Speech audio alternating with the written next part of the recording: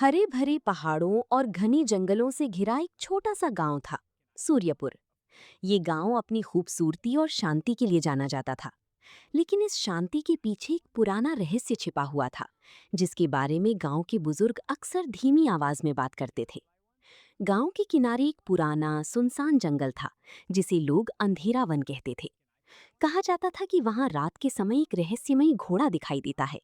एक ऐसा घोड़ा जो आम घोड़ों जैसा नहीं था। उसकी आंखें चमकती थीं और उसके कदमों की आवाज हवा में गूंजती थी। लोग उसे रुद्र कहते थे।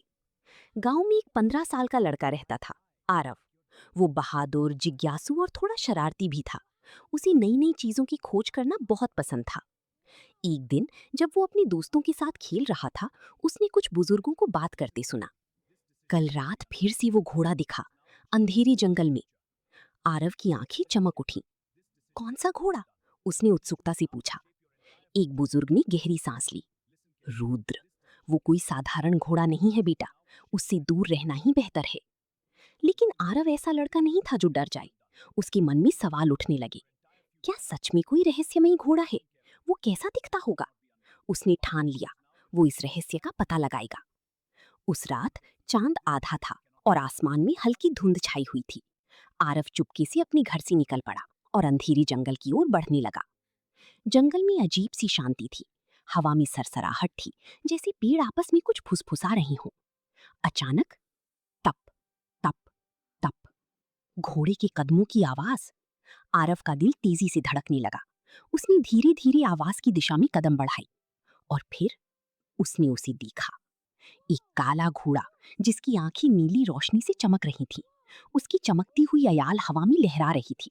वो घोड़ा जमीन को छूती हुई भी जैसे हवा में दौड़ रहा था। आरव मंत्रमुग्ध होकर उसे देखता रह गया। तुम कौन हो? उसने धीरे से कहा। घोड़े ने उसकी तरफ देखा। उसकी आंखों में एक अजीब सी गहराई थी, जैसे वो सब कुछ समझ रहा हो। फिर अचानक वो घोड़ा हवा में गायब हो गया। अगली सुबह आरव ने अपनी सबसे अच्छी दोस्त कबीर को सब कुछ बताया। कबीर डर गया। तू पागल है क्या? वो कोई साधारण चीज नहीं है। लोग कहते हैं वो घोड़ा श्रापित है। लेकिन आरव ने कहा, नहीं कबीर, उसकी आंखों में डर नहीं था, कुछ और था, जैसे वो कुछ कहना चाहता हो। दोनों ने मिलकर इस रहस्य को सुलझाने का फैसला किया। वे गांव के सबसे बुजुर्ग व्यक्ति दादा सोमेश के पास गए। दादा ने सब कुछ सुनकर कहा, बहुत साल पहले यहाँ एक बहादुर योद्धा रहता था, रुद्रवीर। उसका घोड़ा बहुत खास था। लेकिन एक युद्ध में रुद्रवीर मारा गया और कहते हैं कि उसका घोड़ा आज भी अपने मालिक का इंतजार कर रहा है। आरव ने पूछा, तो क्या वही घोड़ा है? दादा ने धीरे से सिर हिलाया। शायद। उस रात आरव दोबारा जंगल गया। रुद्र, उसने पुकारा। कुछ देर तक सन्नाटा रहा। फिर वही आवाज, टप टप टप।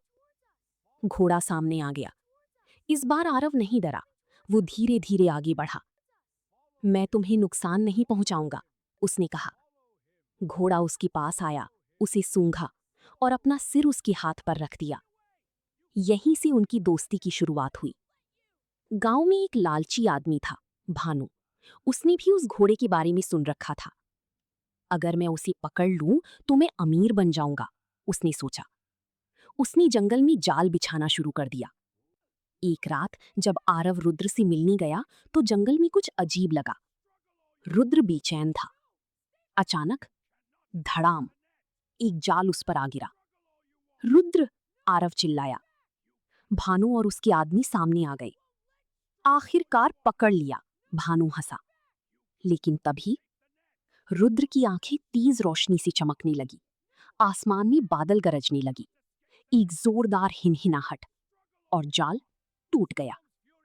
उस रोशनी में आरव ने देखा, रुद्र के पीछे एक योद्धा की आत्मा खड़ी थी। मैं रुद्रवीर हूं, एक आवाज गूंजी। मेरी आत्मा इस घोड़े से जुड़ी है। मैं इस जंगल की रक्षा करता हूं। भानु डर के मारे कांपने लगा और भाग गया। रुद्रवीर ने कहा, आरव, तुमने बहादुरी दिखाई है। अब तुम्हें इस रहस्य की रक्षा करनी होगी। आरव ने वादा किया, मैं इस जंगल की रक्षा करूंगा। अब आरव सिर्फ एक लड़का नहीं था, वो इस जंगल का रक्षक बन चुका था। कबीर भी उसके साथ था। गांव वाली अब उस घोड़ी से नहीं डरती थी, बल्कि उसका सम्मान करती थी। आज भी रात की सन्नाटे में लोग घोड़ी की टापों की आवाज सुनती हैं। टप टप टप। लेकिन अब उस आवाज में डर नहीं, बल्कि सुरक्षा का एहसास होता है। हर राज डरावना नहीं होता, कुछ राज हमें मजबूत और जिम्मेदार बनाती हैं। आरव के लिए रुद्र सिर्फ एक घोड़ा नहीं था, वो एक दोस्त, एक रक्षक और एक जिंदा कहानी था।